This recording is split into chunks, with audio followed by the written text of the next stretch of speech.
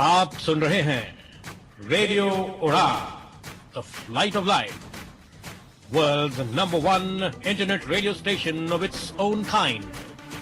सुनते रहिए और एंजॉय कीजिए रेडियो उड़ान।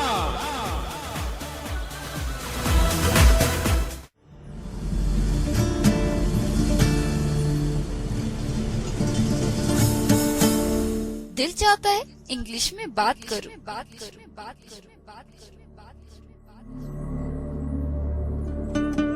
दिल ये भी चाहता है कि हर इंग्लिश कॉन्वर्सेशन, डिस्कशन और डिबेट में बढ़ चढ़कर हिस्सा लूं। पर दिमाग क्या कहता है? अरे कैसे दोगी जवाब इंग्लिश में? क्या रख पाओगे अपनी बात इंग्लिश में? क्या हम समझ भी पाएंगे इंग्लिश में क्या चल रही है बात? वेल दोस्तों, अगर आप भी परेशान हैं ऐसे ही सवालों से, तो अब डरने की कोई जरूरत नहीं रही, क्योंकि रेडियो उड़ान ले आया है एक शो इंग्लिश पे, जिसका नाम है mystery of 26 with RJ Divya Sharma. Every Monday 9 to 10 PM and repeat every Tuesday 4 to 5 PM। तो रेडी हो जाइए इंग्लिश सीखने के लिए रेडियो उड़ान पे।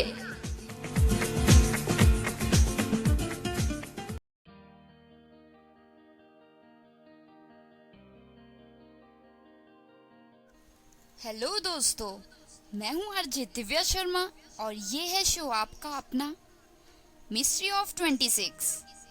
तो दोस्तों, रेडियो उड़ान पे फिर से एक बार तैयार हैं आप सीखने के लिए इंग्लिश। वेल दोस्तों, मुझे बहुत अच्छा लगा कि लिसनर्स को पहला एपिसोड मिस्ट्री ऑफ 26 का बहुत पसंद आया, बहुत हेल्पफुल लगा। मुझे पर्सनल लेवल पे काफ़ी मैसेजेस और काफ़ी फीडबैक्स मिले, पर मुझे कहीं ना कहीं निराशा भी हुई है कि दोस्तों लिसनर्स का रेट तो बहुत था, पर फीडबैक्स बहुत कम आए। हमारी मेलिंग लिस्ट पे बहुत कम फीडबैक्स आए।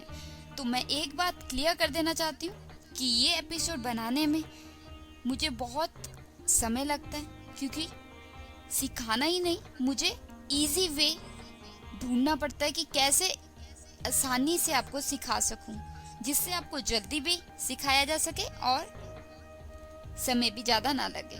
तो दोस्तों, ये आप पे निर्भर करता है कि ये शो कब तक चलेगा, कितने वीक्स, कितने मंथ्स और कितने साल।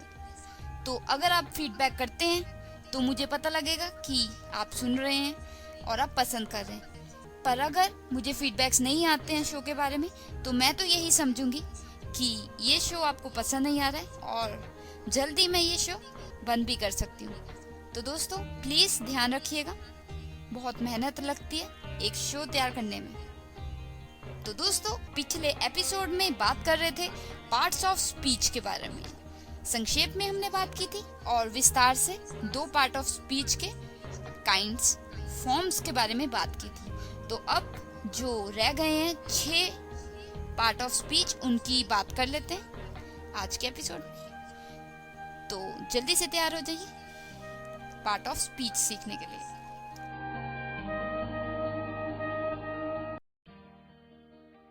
तो दोस्तों, पिछले एपिसोड में हमने बात की थी पार्ट्स ऑफ स्पीच के बारे में। संक्षेप में हमने जाना 8 पार्ट्स ऑफ स्पीच के बारे में। विस्तार से हमने बात की पार्ट ऑफ स्पीच नाउन के बारे में, कितनी तरह का होता है नाउन, और पार्ट ऑफ स्पीच प्रोनाउन के बारे में, कितनी तरह का होता है प्रोनाउन। अब बढ़ते हैं आगे और बात करते हैं एक और पार्ट ऑफ स्पीच की विस्तार से। हम बात करने जा रहे हैं वर्ब की।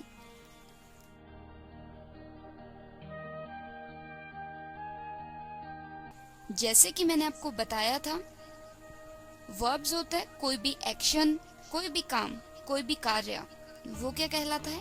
वर्ब। तो जो सबसे ज्यादा यूज होते हैं उनके बारे में जान लेते हैं, वर्ब्स के बारे में। पहले आते हैं एक्शन वर्ब्स। जो एक्शन वर्ब्स होते हैं वो बताते हैं किसी इंसान के बारे में, किसी जानवर के बारे में और किसी ताकत के बारे में, नेचर की और किसी चीज के बारे में जो कि की जा सकती है और हो सकती है। जैसे कैन यू क्राई, क्या तुम रो सकते हो? Can you sing, can you play, can the wind blow, क्या हवा चल सकती है? यस, ये हैं एक्शंस। एक्शन वर्ब्स क्या हो गए फिर? जैसे कि ऐड, अलाउ, कॉल करना, किसी का पीछा करना, कुछ भी करना, एंड कर देना, भाग जाना, किसी को हग करना, इमेजिन करना, तो ये सब क्या हो गए? ये जंप करना, ये सब क्या हो गए? बोलिए। ये सब हो गए वर्ब्स, एक्शन वर्ब्स।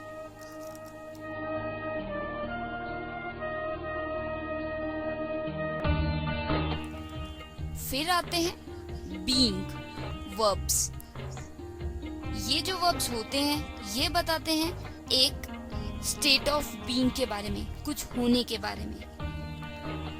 जैसे अगर हम प्रेजेंट टेंस में बोलें तो उसमें क्या आ जाएगा? I am, you are. Am क्या हो गया? Being verb. आर क्या हो गया? Being verb. He, she, it, is, we are, they are. तो इज, आर क्या हो गया? Being verb. अगर हम पास्ट में बात करें तो आई वाज, यू वर, तो वाज, वर, ये हो गए बीइंग वर्ब। तो ऐसे ही फ्यूचर में अगर हम बात करें तो आई विल बी, मैं करूंगी, बी, विल बी, तो ये क्या हो गया? Being verb. You will be, he, she, it will be, we will be, they will be, ये सब क्या हो गए? Being verb.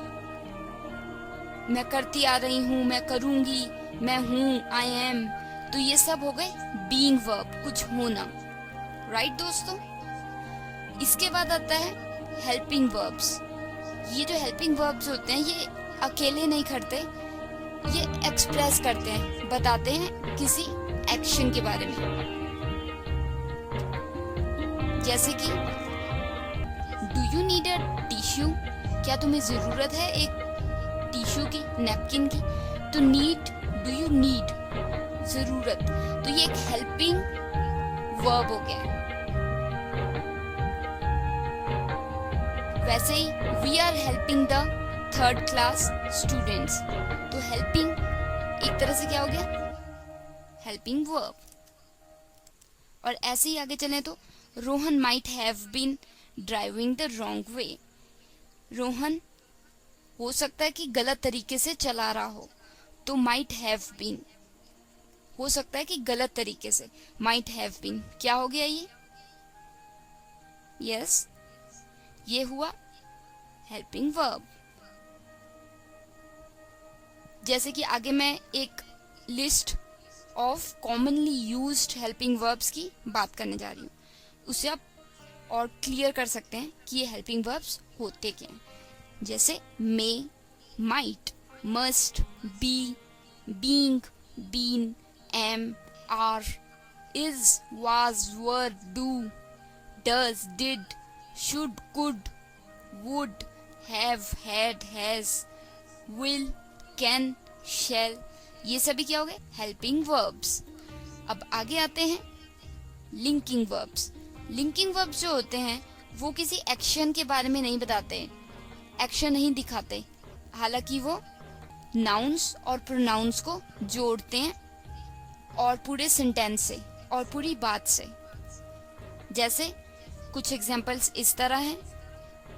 The picture appeared blur, photo हिली हुई दिखाई पड़ रही थी, फोटो हिली हुई दिखाई पड़ रही थी। The picture appeared blur, appeared क्या हो गया? Linking verb. ऐसे ही योर लंच स्मेल्स डिलीशियस, जो तुमने लंच बनाया है उसकी खुशबू बहुत ही लजीज लग रही है, तो योर लंच स्मेल्स, स्मेल्स क्या हो गए यहाँ पे? Linking verb. जैसे मोस्ट कॉमनली लिंकिंग वर्ब्स जो यूज होते हैं वो हैं इस तरह।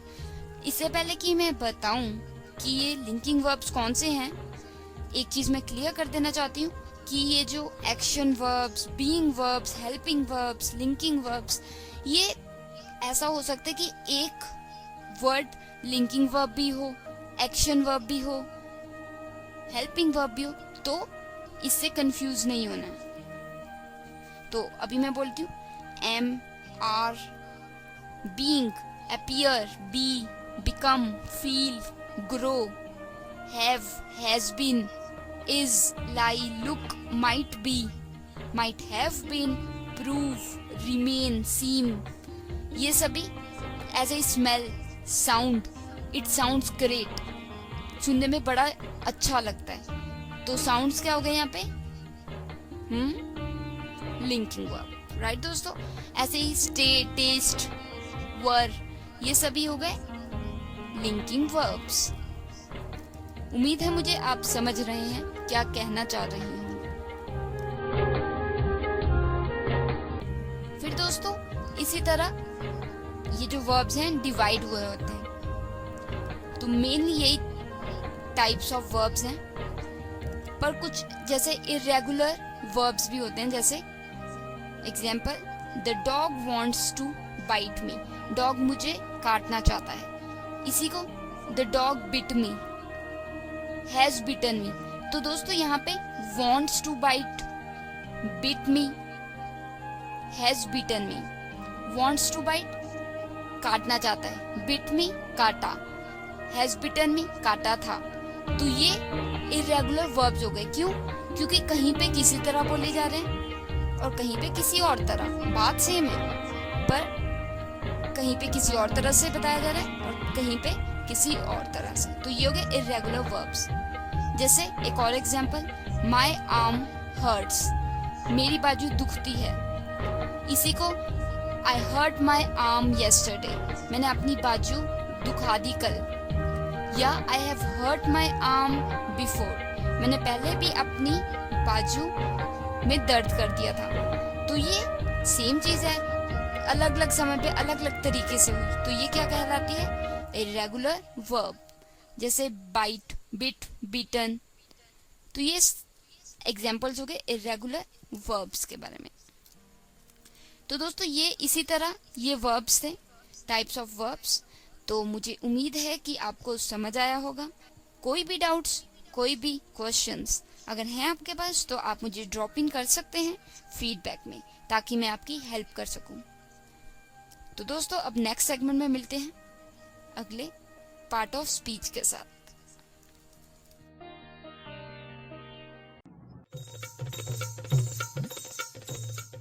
क्या आप इच्छुक हैं जानने के लिए भारतीय राज्यों की संस्कृति, पहनावे और खान पान के विषय में?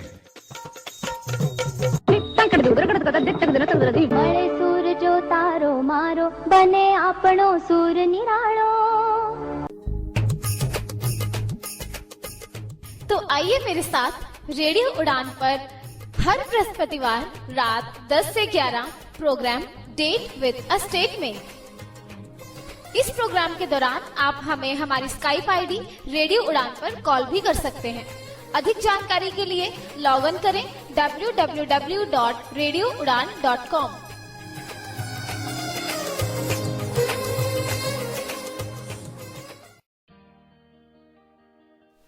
तो अब बारी आती है पार्ट ऑफ स्पीच एडजेक्टिव की।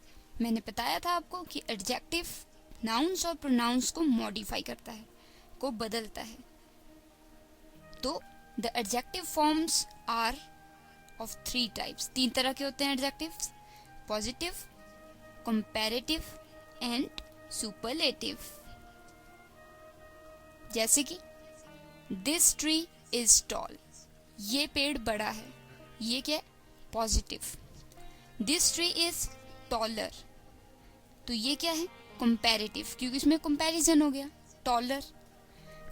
Then the last tree in the row is the tallest, जो लास्ट आखिर पेड़ है इस रो में वो सबसे बड़ा है, तो टॉलेस्ट। ये क्या हो गया? सुपरलेटिव।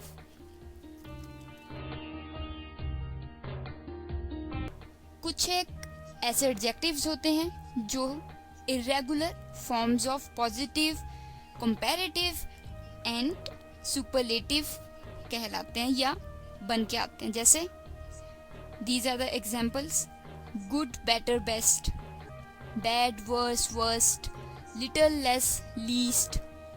तो गुड, बेटर, बेस्ट में good positive, better comparative, best superlative.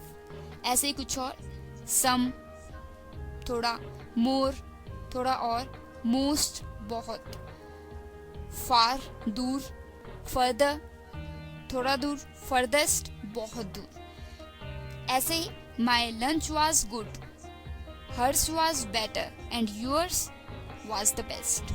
कि मेरा खाना अच्छा था, उसका खाना बेहतर था और तुम्हारा खाना सबसे उम्दा है, सबसे बेस्ट है। एक और बात दोस्तों, जो प्रॉपर एडजेक्टिव्स होते हैं वो डिराइव करते हैं, बनते हैं फ्रॉम प्रॉपर नाउन से। हमने बात की थी प्रॉपर नाउन्स की, याद होगा आपको और होना भी चाहिए। दोस्तों प्रॉपर नाउन की तरह जो ये प्रॉपर एडजेक्टिव्स होते हैं इनका भी पहला अल्फाबेट कैपिटल में आता है। फॉर एग्जाम्पल अमेरिकन ए बड़ा, फ्रेंच एफ बड़ा, जापानीज जे बड़ा, इंडियंस आई बड़ा, एशियन ए बड़ा, ऑस्ट्रेलियन ए बड़ा। ऐसे ही और भी कई एडजेक्टिव प्रॉपर एडजेक्टिव्स होते हैं जिनके पहले अल्फाबेट्स कैपिटल होते हैं।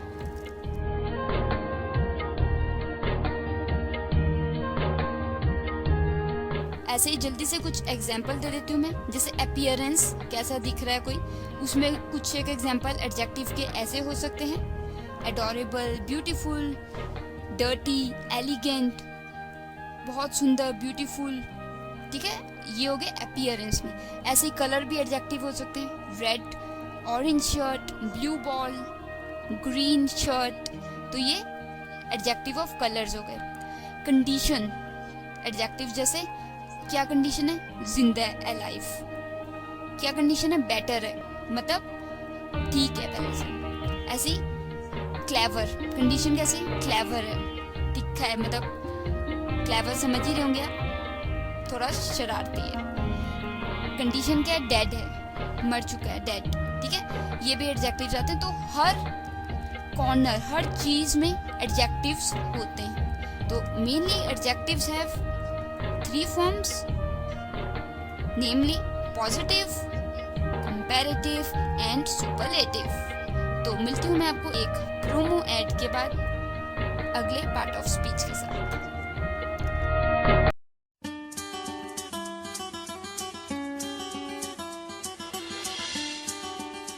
Inspirational Wings, a show to make you feel up, to make you feel enthusiastic. To listen to this beautiful inspirational ride, tune us on Radio Udan every Thursday 9 to 10 p.m. and repeat every Friday 4 to 5 p.m. Happy listening with your own RJ Divya Sharma.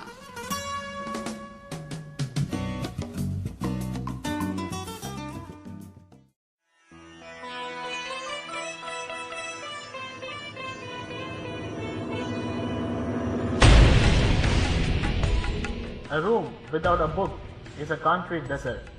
A person without a book is a cognizant dead carcass. Here comes Radio Udan with a brand new show to help you to find your soul on every Tuesday 9 to 10 p.m. A look into a book. With me, Balanagendran. A look into a book. An excavation for eternal bliss.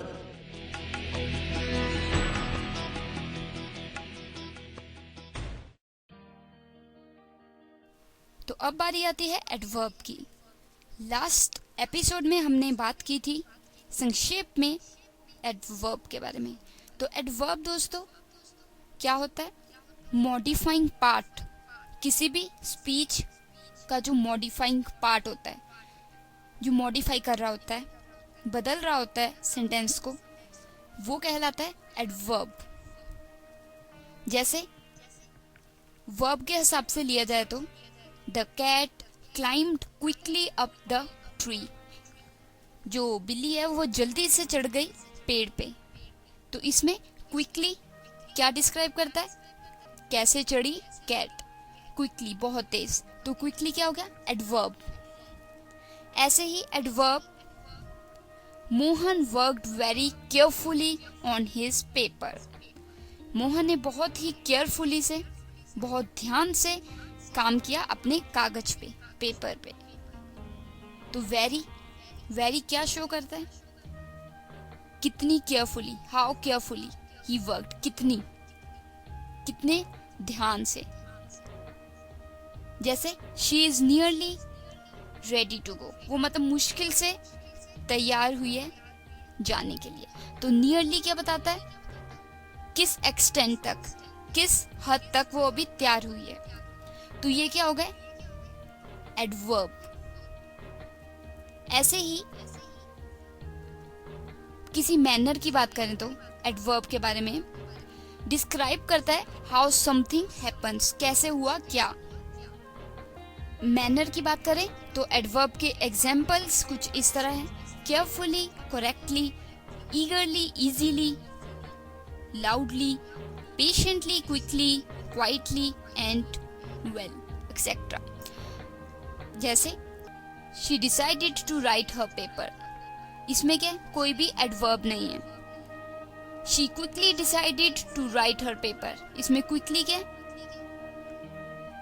Adverb है, right. आगे she decided to write her paper quickly, इसमें क्या, she decided to write her paper quickly, तो quickly क्या हो गया, adverb. ऐसे ही adverbs of place, अगर हम जगहों की बात करें तो एडवर्ब किस तरह आ सकते हैं? जैसे abroad, anywhere, downstairs, upstairs, here, home, in, out, outside, etcetera.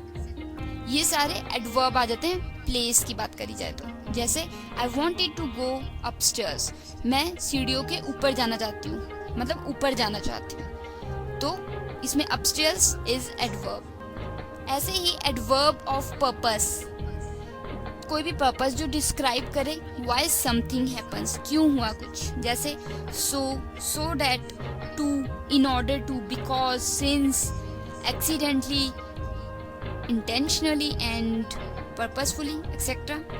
जैसे Mohan walks carefully to avoid falling, तो इसमें केयरफुली क्या हो गया, adverb. Rohan accidentally broke the car, तो उसने एक्सीडेंटली, गलती से, तो क्या हो गया, ये एडवर्ब। ऐसे ही एडवर्ब्स ऑफ फ्रीक्वेंसी कि मतलब कब, कितने समय में होता है। जैसे ऑलवेज, हमेशा, एवरी, हर, नेवर, कभी नहीं, ओफन, कभी कभी, मतलब काफी कभी कभी, आज हो गया, परसों हो गया, तो थोड़े थोड़े इंटरवल्स के बाद ओफन कहलाता है।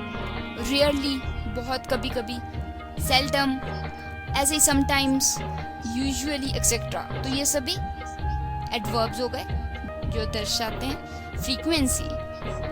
तो ऐसे ही एडवर्ब्स, जैसे समय की बात की जाए एडवर्ब में तो क्या डिस्क्राइब करता है, व्हेन समथिंग हैपन्स, जैसे after, already, during, finally, just, later, next, etcetera. तो ये सब क्या है, टाइम एडजेक्टिव्स। तो he came home before dark, तो यहाँ पे डार्क क्या हो गया, adverb. It will be too dark to play outside soon, ये बहुत अंधेरा हो चुका है कि हम खेलें बाहर जाके, तो डार्क, टू डार्क, यहाँ पे क्या आ गया, एडवर्ब। तो दोस्तों ऐसे मैंने आपको बताया कि एडवर्ब किस किस और कैसे कैसे यूज होते हैं। तो मुझे उम्मीद है कि आपको समझ आए होंगे एडवर्ब्स। कोई भी डाउट्स, कोई भी क्वेश्चंस हैं तो मुझे फीडबैक में ज़रूर लिख भेजिए। मैं अपने एपिसोड्स में कोशिश करूँगी आपके आंसर्स देने की। Keep listening. मिलती हूँ नेक्स्ट सेगमेंट में एक और पार्ट ऑफ स्पीच के साथ।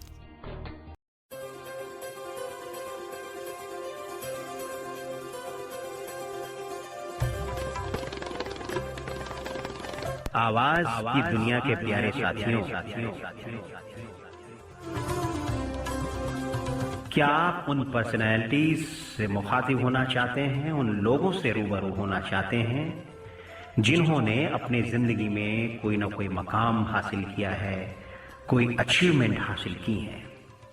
अगर ऐसा है तो आप रेडियो उड़ान पर सुने प्रोग्राम एक मुलाकात मेरे यानी अमित भट्ट के साथ, हर शुक्रवार रात 9 से 10 और शनिवार शाम 4 से 5 आपके अपने ऑनलाइन रेडियो स्टेशन रेडियो उड़ान पर एक मुलाकात।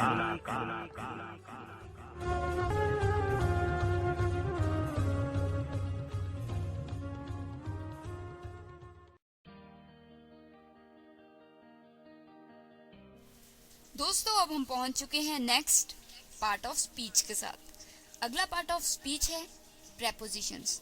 बताया था मैंने आपको प्रेपोजिशंस के बारे में। अब विस्तार से बात कर लेते हैं काइंड्स ऑफ प्रेपोजिशन के बारे में।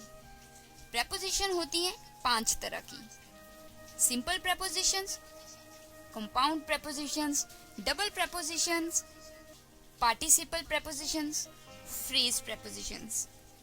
सिंपल प्रेपोजिशंस होती हैं जैसे कि words like in, on, at, about, over, under, of, for, to, etcetera.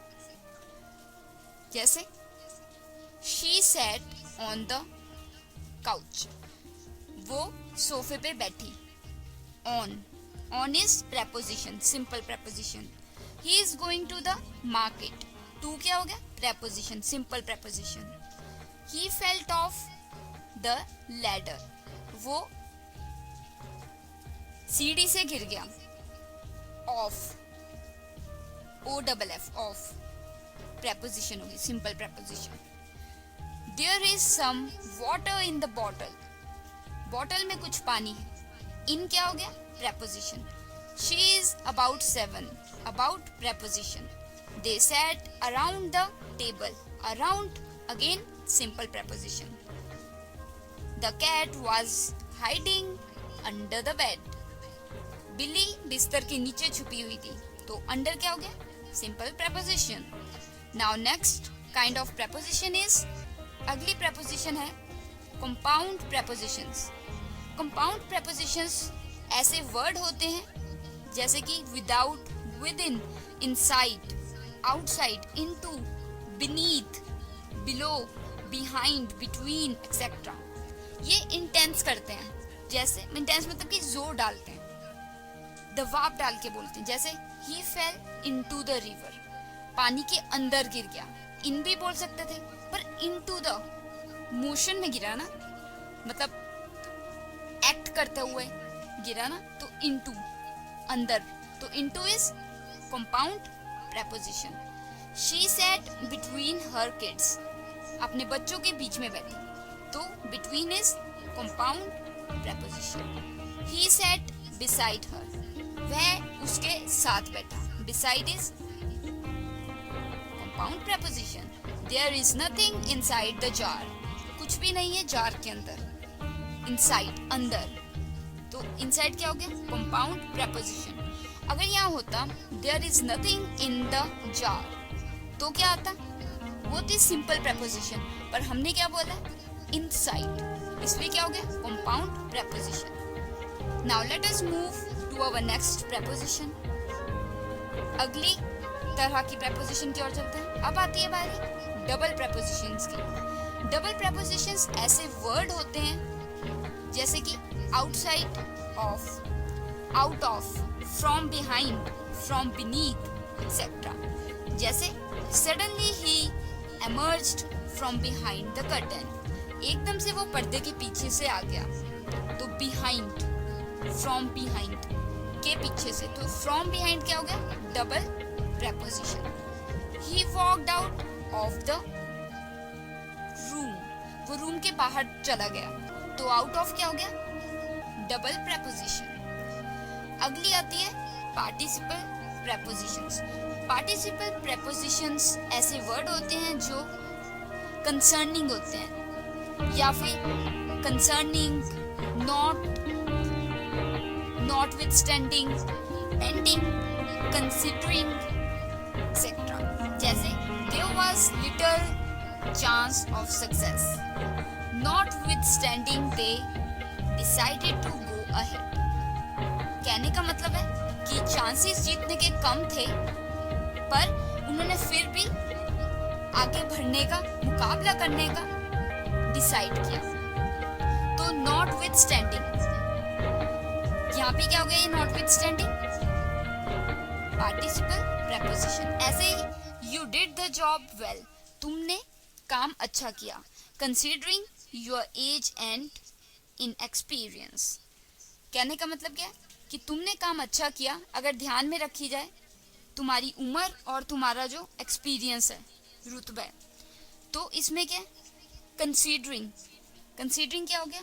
Participle preposition, कि काम तो तुमने अच्छा किया तुम्हारी उम्र और एक्सपीरियंस के हिसाब से।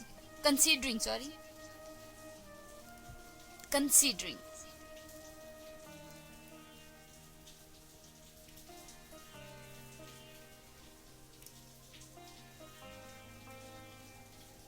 Next, phrase prepositions. Phrase prepositions are phrases, phrase होते हैं। जैसे कि बिकॉज ऑफ, की वजह से, बाय मीन्स ऑफ, इसके द्वारा, with regard to, on behalf of, उसके बिहाफ पे, इंस्टेड ऑफ, इसके बजाय, ऑन अकाउंट ऑफ, जैसे on account of my parents, कि मैं पेरेंट्स के बिहाफ पे, in opposition to, for the sake of, etcetera. ये सब क्या है? Phrase prepositions. जैसे I am standing here on behalf of my friends and my colleagues, मैं यहाँ पे खड़ा हूँ अपने दोस्तों और अपने कोलीग्स के बिहाफ पे, की ओर से। कई बार होता नहीं है दोस्तों कि आपके पेरेंट्स आपके स्कूल आते हैं आपके बिहाफ पे, कि कभी आप नहीं जा पाते तो आपका कोई भाई बहन या पेरेंट्स जाके लीव दे आते हैं, तो वो आपके बिहाफ पे जाते हैं। तो बिहाफ ऑफ इज क्या हो गया? ये फ्रेज प्रेपोजिशन। ऐसे the match was cancelled because of the rain, match रद्द हो गया बारिश की वजह से। तो बिकॉज ऑफ क्या हो गया? Phrase preposition. एक और, he succeeded by means of determination, वो जीत गया उसकी डिटर्मिनेशन की वजह से, बाय मीन्स ऑफ, की वजह से, बाय मीन्स। ठीक है। Prepositions and adverbs.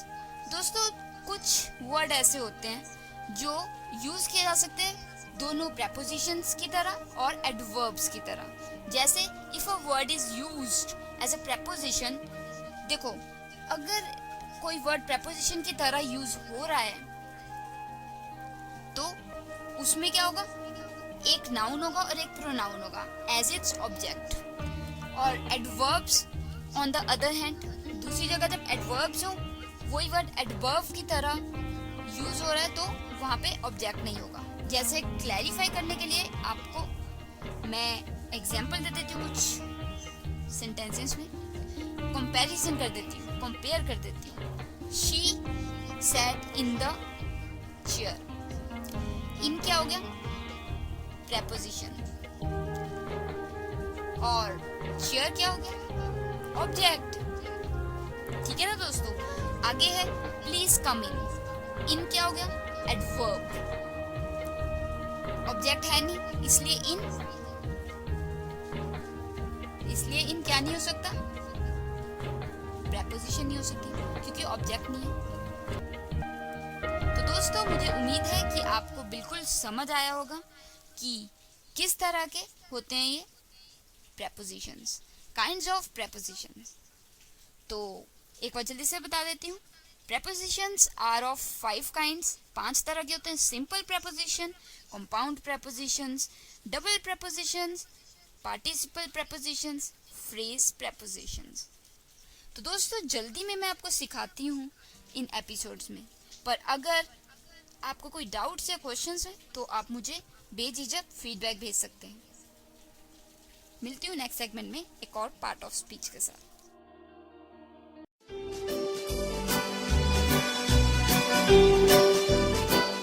अगर आप चाहते हैं कि आपके दोस्त, आपके घर वाले आपको पसंद करें, आपसे खुश रहें, आपकी प्रशंसा करें, तो आइए हमारे साथ रेडियो उड़ान के कार्यक्रम जायकेदार बातें में।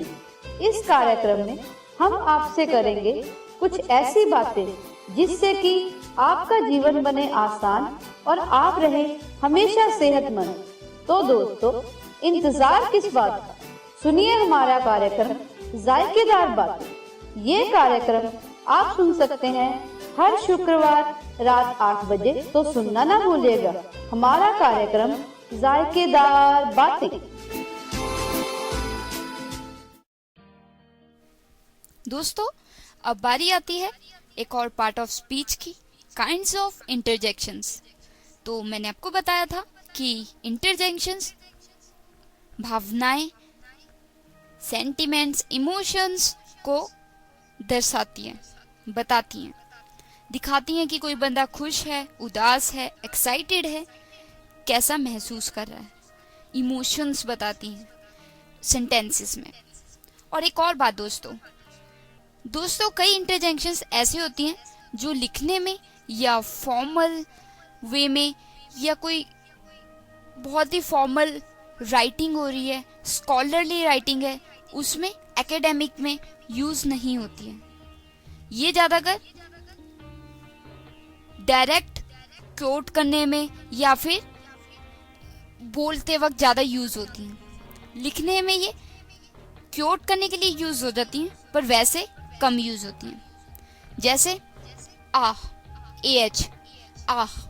Now that's what I call a good shot, bravo. तो ah, both ah and bravo, BRAVO, bravo are interjections. ये इंटरजेक्शंस हैं। क्या दिखाती है कि जो बोल रहा है बंदा, जैसे यहाँ पे मैं बोल रही हूँ, वो एडमायर कर रहा है, कि मतलब किस चीज को बहुत पसंद कर रहा है। और इसके भी डिफरेंट टाइप्स ऑफ इंटरजेक्शंस होते हैं, जैसे कि आह, एक्सक्लेमेशन ऑफ फियर, डर का, जैसे आह, द मॉन्स्टर्स गॉट मी, कि भूत ने मतलब मुझे देख लिया, तो डर के बंदा बोलते आह, तो ये फियर दर्शाता है। ऐसी आह क्या दर्शा रहा है यहाँ पे? रियलाइजेशन और एक्सेप्टेंस। जैसे ah, now I see what you mean, अब मुझे समझ आया तुम क्या कह रहे हो। तो यहाँ पे एक्सेप्टेंस की पता लग गया मुझे, तो यहाँ पे भी हम आ यूज कर सकते हैं। पहले हमें डर के बोला आ, अब हमने एक्सेप्ट किया, रियलाइज किया, ठीक है। ऐसे ही AWW, आ, ये क्या है? समथिंग स्वीट और क्यूट। जैसे just look at that cat, कि मतलब कितनी प्यारी है, तो हमने प्यार से क्या बोला? Just look at that cat. या फिर just look at that baby, how cute he is. तो क्या दिखा रहा है? क्यूटनेस, प्यारा सा बेबी। तो ठीक है, AWW। ऐसे बिंगो, बिंगो क्या बताता है? कि कुछ सही। जब बिंगो बोलता है कोई, तो वो दर्शा रहा है कि कुछ बिल्कुल सही है। जैसे bingo, that's exactly what we were looking for. जैसे आप किसी चीज की खोज में हो और आपको एकदम से वो मिल जाती है, तो आप क्या बोलोगे? Bingo, that's exactly what we were looking for, कि वो वही तो है जिसके बारे में हम इतनी देर से यहाँ वहां घूम रहे थे, ढूंढ रहे थे। अगला EH, ए। ये क्या होता है? क्वेश्चन करना किसी को। जैसे so that was all she said, ए, मतलब क्या वो ही सब कुछ है जो उसने कहा? ए मतलब क्वेश्चन दर्शाता है। फिर आता है EU, EWW, EU। ये क्या? समथिंग डिस्गस्टिंग, मतलब कुछ बहुत ही गंदा सा, कुछ बेकार सी चीज। जैसे EU, that movie was so अगली, मतलब कितनी गंदी मूवी थी, तो EU। या फिर EU, इट स्टिंक्स, कितनी बदबू आ रही है, तो EU मतलब कुछ, मतलब बहुत गंदा सा, कुछ बुरी सी चीज, ठीक है। ऐसे हम्फ, HMPH हम्फ। हम्फ कब यूज होता है? जब हम डिस्प्लेयर शो करते हैं कि जब हमें ठीक नहीं लग रहा होता, अच्छा नहीं लग रहा होता। जैसे हम्फ, I could do that for half the amount he charged। मतलब मैंने तो आधे पैसों में कर देना था जितने उसने खर्चे। तो इसमें हमने क्या दिखाया? हम्फ, I could have done it in half। तो ये हमने displeasure दिखाया। आगे OHO, I see, I think, oh it's been around a week since I saw her, कि एक हफ्ता हो गया मुझे उसे देखे हुए। तो ओ। अगला oops, OOPS, oops। ये कोई गलती कर दी हो आपने, जैसे oops, sorry I didn't see those scooters there। मतलब आपने कार ठोक दी और बाद में हमने ध्यान दिया अरे वहां तो स्कूटर खड़े थे, तो oops। या फिर आपने इंक गिरा दी किसी के काम पे, तो हमने ध्यान दिया नहीं कि कॉपी पड़ी थी वहां पे, तो आपने क्या किया? oops, I didn't see that your notebook was there। तो कोई मिस्टेक दर्शाने के लिए या एरर दिखाने के लिए oops की यूज होता है। आगे ouch, OUCH, ouch। ये एक्सप्लेन करता है, ये बताता है पेन, दर्द को। ouch, that hurts। stop pinching me, मुझे चुंडी मारना बंद करो, मेरे दर्द होती है। तो ouch, ठीक है। आगे SHH, ये क्या है? An indication for silence. जैसे कई बार हम कहते हैं ना द टीचर इज कमिंग, चुप हो जाओ, शांत हो जाओ, अध्यापक आ रहा है। तो या फिर the show is about to start, शांत हो जाओ, शो स्टार्ट होने वाला है। तो ये क्या हो गया? चुप कराना किसी को। ऐसी ये क्या दिखाता है? डिसमे। जैसे ओह द टीचर्स कॉट हिम, पकड़ लिया। तो ऐसे ही व्यू, ये क्या दिखाता है? अमेजमेंट और रिलीफ, कि आप किसी काम के बाद रिलीफ हो। WHEW, view.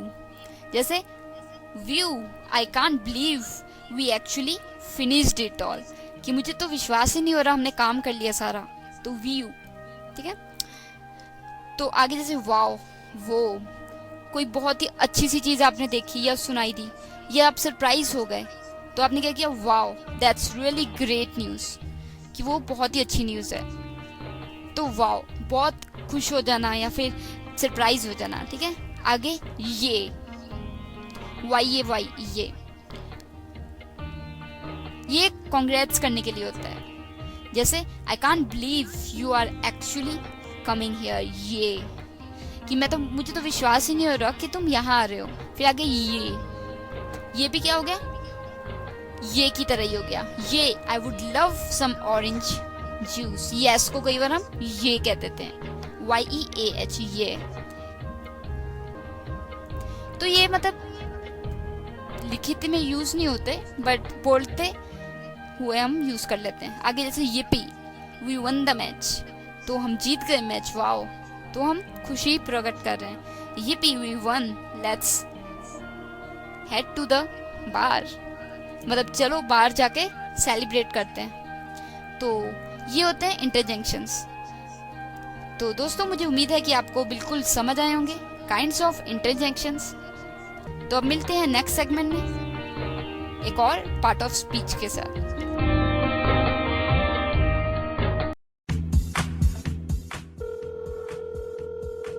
Hello. Hey, what about your exam?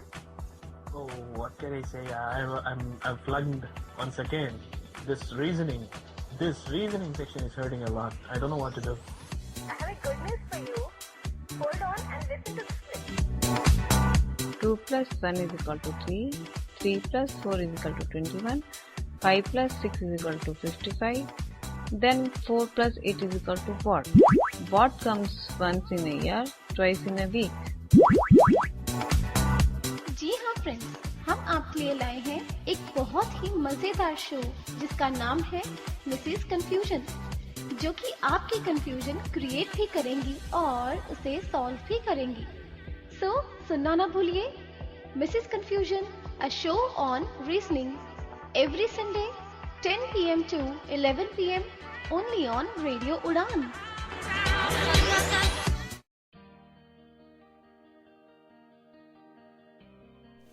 तो दोस्तों अब हम पहुंच चुके हैं अगले पार्ट ऑफ स्पीच के साथ, और अब बारी आती है कंजंक्शंस की। तो conjunctions, a conjunction is a word which connects two words और सेंटेंसेस। दो वर्ड्स या सेंटेंसेस को जोड़ता है और बताता है उनका रिलेशन। तो अब बात कर लेते हैं कितनी तरह के होते हैं ये कंजंक्शंस। पर अगर कंजंक्शंस ना हो तो हम क्या बोलेंगे? For example, Mohan saw a dog on the road, he decided to adopt the dog, he brought the dog home. एक तो ये हो गया पैरा। दूसरा, कंजंक्शन के साथ बोलना हो तो क्या होता है? Mohan saw a dog on the road and decided to adopt the dog, so he brought the dog home. तो दोस्तों दोनों में बहुत फर्क है। सर्टेनली जो कंजंक्शन के साथ है वो बिल्कुल रिफाइंड है, अच्छा है, क्वालिटी है। तो अब बात कर लेते हैं कंजंक्शंस की। जो अभी हमने बात की पैरे की, जो एग्जाम्पल दिया मैंने उसमें एंड सो जो यूज हुए कंजंक्शंस वो ज्वाइन करने के लिए यूज हुए हैं सेंटेंसेस को और बताती हैं रिलेशन उनका आपस में। तो मेन कैटेगरीज हैं कंजंक्शंस की। Coordinating conjunctions, these conjunctions are used to link or join two words or phrases that are equally important and complete in terms of grammar when compared with each other। कहने का मतलब ये है कि ये जो कोऑर्डिनेटिंग कंजंक्शंस हैं ये किस लिए यूज होती हैं? वर्ड्स और फ्रेजेस को आपस में जोड़ने के लिए, और वो वर्ड्स और फ्रेजेस जो एक ही लेवल की हों, दोनों का इम्पोर्टेंस एक हो, बराबर हो, और ग्रामर भी दोनों में बिल्कुल कंप्लीट हो, पूरी हो। ठीक है, जैसे कि जब इन्हें कंपेयर किया जाए एक दूसरे से, ठीक है, तो दोनों में बराबर ही होनी चाहिए, बराबर की टक्कर होनी चाहिए। तो डेट इज टू से, कहने का मतलब ये है कि जो सेंटेंसेस और वर्ड्स यूज होते हैं यहाँ पे कोऑर्डिनेटिंग कंजंक्शंस में, वो एक दूसरे पे डिपेंड नहीं करते, वो अपने आप में पूरे होते हैं। तो आगे, there are 7 main coordinating conjunctions. 7 तरह की कंजंक्शंस हैं coordinating conjunctions. For, and, nor, but, or, yet, so. As you you can see, जैसे कि आप देख ही सकते हैं, ये कंजंक्शंस जोड़ती हैं सेंटेंसेस और वर्ड्स को। जैसे Rohan does not want T, Rohan does not want coffee. तो एक तो ये हो गया कि रोहन को चाय नहीं चाहिए, रोहन को कॉफी नहीं चाहिए। और दूसरा क्या हो गया? Rohan does not want T और कॉफी। तो यहाँ पे हमने देखा और कैसे यूज हुआ है कंबाइन करने के लिए 2 वर्ड्स, और आपस में जोड़ दिया इसने। और आपने ये भी नोटिस किया होगा कि और ने जो 2 सेंटेंसेस वर्ड्स को जोड़ा है वो एक ही लेवल के हैं। ठीक है, जैसे I scored 60% in the exams this year. Anita scored 7% more than me this year. और एक और बोलती हूँ, I scored 60% in the exams, but Anita scored 7% more than me this year. तो इसमें हमने क्या देखा? गैस कर ही लिया होगा, फिर भी मैं बोल देती हूँ। Here we saw that but जो यूज हुआ है मिडल में कंबाइन करने के लिए, जोड़ने के लिए, इनका रिलेशन आपस में। वापस रिपीट कर देती हूँ ताकि आप देख सकें बट कहाँ लगा। I scored 60% in the exams, but Anita scored 7% more than me. ठीक है, तो आई होप आपको ये पता लगा। आगे ये थे कोऑर्डिनेटिंग कंजंक्शंस। अब आते हैं subordinating कंजंक्शंस। दोस्तों, these conjunctions are used to join an independent and complete sentence with a dependent sentence. कहने का मतलब ये है कि इनमें subordinating conjunctions में एक सेंटेंस अपने आप में पूरा होता है और एक अधूरा होता है, वो दूसरे पे डिपेंड करता है, निर्भर करता है। तो एग्जाम्पल देख लेते हैं। तो सेंटेंसेस बोलती हूँ मैं पैरे में। Since they had misbehaved the boys were given 1 week suspensions from school. जैसे कि उन्होंने बुरा बिहेव किया है, व्यवहार किया है, उन्हें बॉयज को, लड़कों को 1 हफ्ते के लिए निकाल दिया गया स्कूल से। तो अगर यहाँ पे हमने देखा जो डिपेंडेंट सेंटेंस है एक तरह से, वो क्या है? दे हैड मिसबिहेव्ड, उन्होंने मिसबिहेव्ड किया है, जो कि अपने आप में ये जो दे हैड मिसबिहेव्ड है ये पूरा सेंटेंस नहीं है, अधूरा है, अपने आप में अधूरा है ये। तो इस पैरे में जो मैंने अभी बोला उसमें the independent main sentences the boys were given 1 week suspension from school, ये अपने आप में पूरा है सेंटेंस। ठीक है, तो यहाँ क्या, they are joined by the subordinating conjunctions since। Since से जोड़ा गया है इन दोनों सेंटेंसेस को, जिनमें से एक सेंटेंस अधूरा है और एक अपने आप में पूरा है। रिपीट कर देती हूँ मैं पैरा, ये जो मैंने अभी मतलब बना के बताया आपको। Since they had misbehaved the boys were given 1 week suspensions from school. तो सिंस क्या हो गया यहाँ पे? subordinating conjunction। ऐसे ही he was fond of playing basketball because it was his father's favorite game। तो यहाँ पे he was fond of playing basketball because it was his father's favorite game। In this sentence, because is the subordinating conjunction। because subordinating conjunction है क्योंकि ये introduce करता है dependent sentence को। It was his father's favorite game, अधूरा है, right? He was fond of playing basketball, ये पूरा सेंटेंस है अपने आप में। पर because के बाद जो है it was his father's favorite game, ये अधूरा सा लगता है, तो ये आपस में जोड़ा है because ने।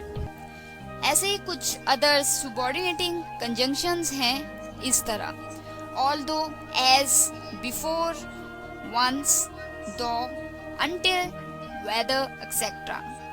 आगे आते हैं correlative conjunctions। correlative conjunctions ऐसे पेयर्स होते हैं जो यूज किए जाते हैं एक सेंटेंस में टू जॉइन डिफरेंट वर्ड्स और ग्रुप्स, अलग अलग तरह के वर्ड्स और ग्रुप्स ज्वाइन करने के लिए। Correlative conjunctions are generally not used to link sentences themselves। Sentences को अपने आप में जोड़ने के लिए नहीं यूज किए जाते, हालांकि इंस्टेड बल्कि वो लिंक करते हैं 2 या 2 से ज्यादा वर्ड्स को of equal importance within the sentence itself, sentence में। Some of the more commonly used correlative conjunctions are, कुछ और महत्वपूर्ण कंजंक्शंस हैं। Both the shoes and the dress were completely overpriced। कि शूज भी और ड्रेस भी completely overpriced थी। तो this is an example of using the correlative conjunctions। ये एक एग्जाम्पल दिया मैंने कि कैसे यूज होते हैं correlative conjunctions, both और and in a sentence। ठीक है, दोनों एक ही सेंटेंस में कैसे यूज होते हैं। Both the shoes and the dress were completely overpriced. तो इस सेंटेंस में बोथ भी यूज हुआ है और एंड भी यूज हुआ है, तो ये हो गया कोरिलेटिव कंजंक्शन।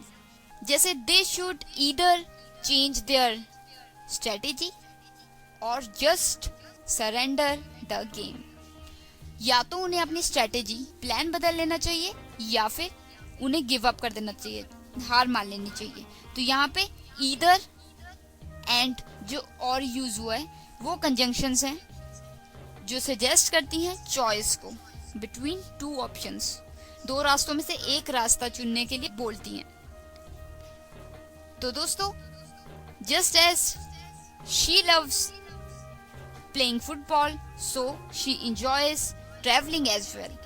जैसे कि उसको फुटबॉल खेलना पसंद है वैसे ही उसको ट्रैवलिंग भी पसंद है। तो यहाँ पे क्या यूज हो गया? Just as so. Just as she loves playing football so she enjoys travelling as well. तो दोस्तों, अब मुझे उम्मीद है कि आपको समझ आ गए होंगे कि ये कितनी तरह के कंजंक्शंस हैं। तो कितनी तरह के हो गए? मेनली कंजंक्शंस कितनी तरह की हो गई हैं? Coordinating conjunctions, subordinating conjunctions, correlative conjunctions. तो अगर आपको कोई भी डाउट्स, कोई भी क्वेश्चंस हैं तो आप मुझे फीडबैक में लिख भेजिए और मैं कोशिश करूंगी कि आपके डाउट्स क्लियर कर सकूं अपने एपिसोड्स में। तो ये हो गई हमारे आज पार्ट्स ऑफ स्पीच। सारे पार्ट ऑफ स्पीच हमने विस्तार से डिस्कस कर लिए हैं आज के इस एपिसोड में।